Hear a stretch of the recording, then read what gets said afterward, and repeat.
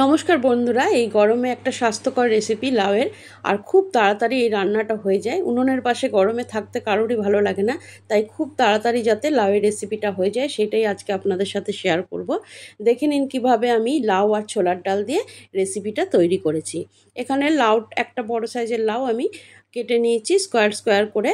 আর কিছুটা 1.5 কাপের মতন ছোলার ডাল ভিজিয়ে রেখেছি 1 ঘন্টা আগে। ডালটা খুব ভালো করে ভিজে ফুলে উঠেছে।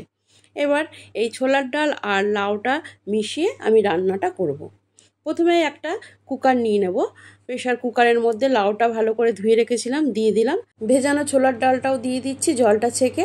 আর দিয়ে দেবো 1/2 চামচ লবণ, অল্প করে হলুদ লবণ দেওয়ার পরে 1/2 কাপের মতন জল দেবো। খুব বেশি জল দেওয়ার দরকার নেই, কারণ লাউ থেকে অনেকটা জল বেরিয়ে আসবে।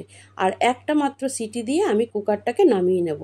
বেশি সিটি দিলে কিন্তু লাউটা আর ছোলার ডালটা দুটোই গলে যাবে, তাই একটাই সিটি দেবো। একটা সিটি দেওয়ার পর কুকারটা যখন ঠান্ডা হয়েছে, দেখুন লাউ আর ছোলার ডাল দুটোই সেদ্ধ হয়ে গেছে। একটা কড়াই গরম বসিয়ে দিয়েছি, 2 চামচের মতন তেল দিয়ে নিলাম। খুব বেশি তেল দেওয়ারও দরকার নেই। আর অল্প জিরে ফোড়ন দিচ্ছি, একটা তেজপাতা দিয়ে দিলাম। জিরে তেজপাতা ফোড়ন দিয়ে এতে দিয়ে দেবো 1 চামচ আদা বাটা। লাউটা সেদ্ধ করার পরে যে জলটা বেরিয়ে এসছে তার থেকেই অল্প করে করে জল দিয়ে দিচ্ছি। আর এক্সট্রা জল ব্যবহার করার কোনো দরকার নেই। ওই জলটাই দিয়ে নিলাম এর মধ্যে। আর দিয়ে দিচ্ছি 1/2 চামচের মতন জিরে আর ধনের গুঁড়ো, 1/2 চামচ করে দুটোই দিলাম। অল্প হলুদ গুঁড়োও দিয়ে দিলাম। ভালো করে গুঁড়ো মশলাটা মিশিয়ে নিয়ে অল্প একটু কাশ্মীরি লঙ্কা দিলাম, কালারটা একটু ভালো আসে। আর কটা কাঁচা লঙ্কা চেরা দিয়ে দিলাম। কাশ্মীরি লঙ্কাটা আপনারা চাইলে নাও দিতে পারেন। ভালো করে মশলাটা কষে নিতে হবে। এই সময় কিন্তু আমি লবণ বা মিষ্টি কোনোটাই দেব না, কারণ লাউ সেদ্ধর সময় অনেকটাই লবণ দিয়েছিলাম। পরে আমি চেক করে দুটো দেব। দেখুন মশলাটা খুব ভালো করে কষে গেছে।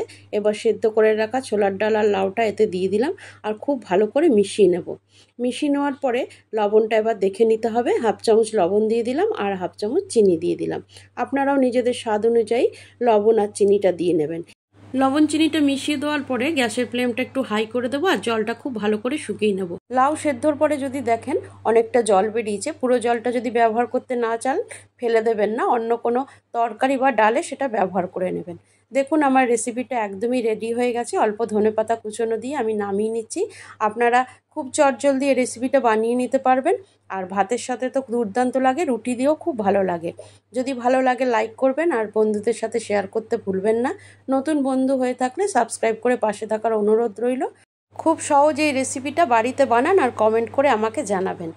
নমস্কার, সবাই খুব ভালো থাকবেন। আজ এই পর্যন্ত, আবারও দেখা হবে অন্য কোনো রেসিপির ভিডিও নিয়ে।